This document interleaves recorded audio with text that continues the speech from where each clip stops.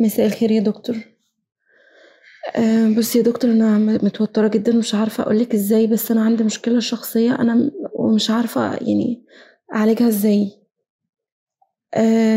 أنا ثقتي في نَفْسي ضعيفة جدًا، وده مأثّر على حياتي بشكل كبير أوي، مش عارفة أنجح في حاجة، مش عارفة أرتبط بحد، متلخبطة ومترددة وشايفة دايمًا إني ما فيش حاجة ممكن تخلّي حد يحبّني، ودايمًا قراراتي باعتبرها دايمًا كده على الرَف، وبالتالي لو ارتبطت بحد العلاقة دي هتفشل، دايمًا أنا اللي حاسة إن هي دايمًا هتفشل، فباخدها من قصيرها زي ما بيقولوا وبابعد عن أي حد بيحاول يقرّب منّي.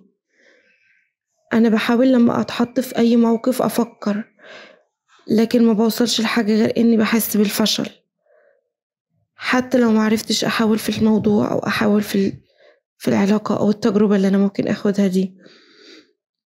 فدايمًا حياتي واقفة عند مرحلة إن أنا ما عنديش أي ثقة في نَفْسي. قولي لي أفكّر إزاي وأثق في نَفْسي إزاي وأرجّع قوتي في نَفْسي زي ما كنت الأول إزاي؟ أنتِ الحقيقة خايفة على طول من المجهول، أنتِ عندِك إحساس لو حصل لِك الفشل هي نهاية الحياة، فأنتِ ما بتجرّبيش أصلًا عشان تعرفي أنتِ فاشلة والّا ناجحة. عدم الثقة في النفس له أسباب وله طُرق علاج، الأسباب غالبًا بتبقى من البيئة المحيطة، وباعتقد إن اللي بيزوّدها أوي الانطواء. لو ظروفِك ما تسمحش إنِّك تخرجي كتير، يا ريت تقري كتير.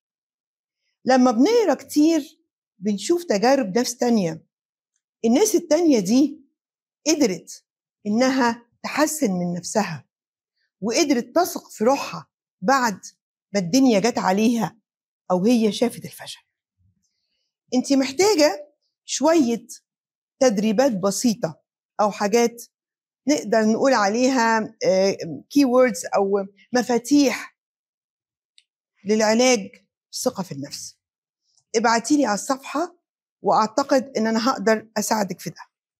الحاجة الأهم من ده كله، اللي مالوش قلب مالوش رزق. طول ما أنتِ خايفة مستنية السعادة تيجي إزاي؟ طول ما أنتِ خايفة هتنجحي إزاي؟ لو بالمبدأ ده أنا كان عمري ما دخلت امتحان. على فكرة أنا باخاف من الامتحانات أوي.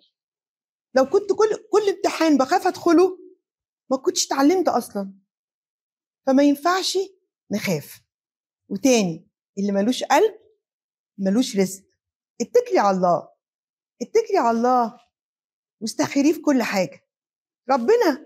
ربنا هيمشي جنبِك ويساعدِك، وهتلاقي دنيتِك ماشية أحسن بكتير.